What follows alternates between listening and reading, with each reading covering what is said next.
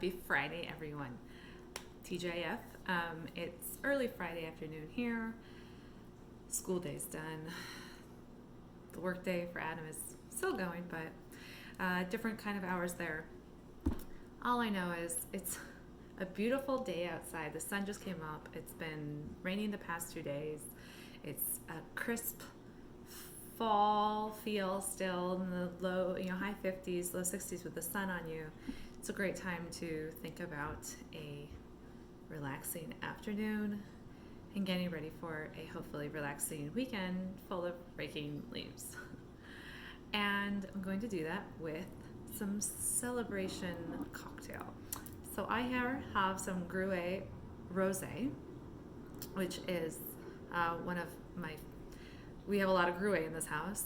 New Mexico, American made, very much champagne style, very, very good. And this is the rosé. It is a drier rosé, a little bit of strawberry essence to it, but not sweet, sweeter than a Brut, but maybe not as sweet as a Blanc de Blanc, and definitely not as sweet as the Deux, which is basically, it tastes like a Bellini. It tastes like you don't need a Bellini if you're drinking their Deux, which is a sparkling dessert wine, really, and it's very peachy and delicious. But there are a lot of cocktails, a lot of ways you can spice up. Bubbly on its own is always great.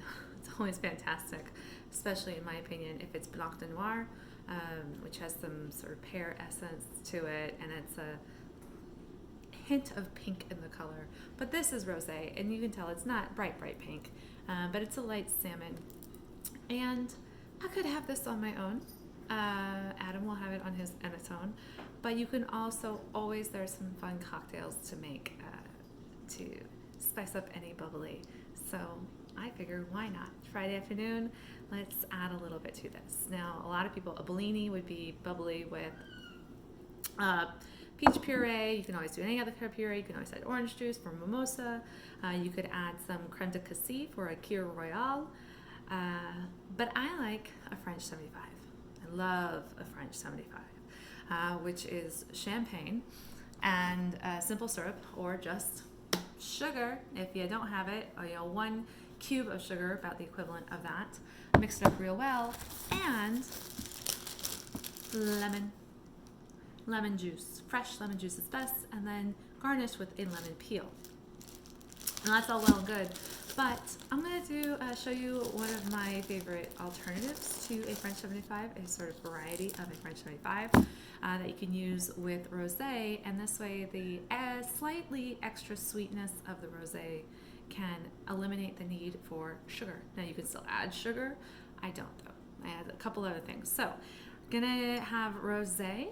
I'm going to have some gin, because you need gin for a French 75. Gin, bubbly, simple syrup, and lemon juice. I'm going to go with Hendrick's on this one, because I am also going to add these cucumber lavender bitters from El Guapo Bitter Company, where they make everything themselves. So the cucumber is really going to go well with the Hendrick's, and the lavender is also just going to be a nice little extra touch. So that's all. It's just going to be gin and the rosé, the Gruet Rosé, Hendrick's gin, Gruet Rosé, and the cucumber lavender bitters. So gin first, then some bitters, top it off with the bubbly. And I could garnish this with a lemon peel, but I'm not going to. And I just realized this is a brand new bottle of Hendrick's, so here we go. Fun fact, Hendrick's was invented by a woman. Yes, their head alchemist was a woman. She still is a woman. She's still around. So about a shot of gin. Hendrick's gin. Gin's great. Every gin has its own little unique profile. I also like to use McClintock Distillery. It's a local Frederick, Maryland. Their gin goes really, really well in a French 75, especially with rosé. So I'm going to add these cucumber lavender bitters, a few dashes. 1, 2, 3, okay. So it changes the color slightly. Swirl it around a little, get some of that gin in the upper parts of that glass.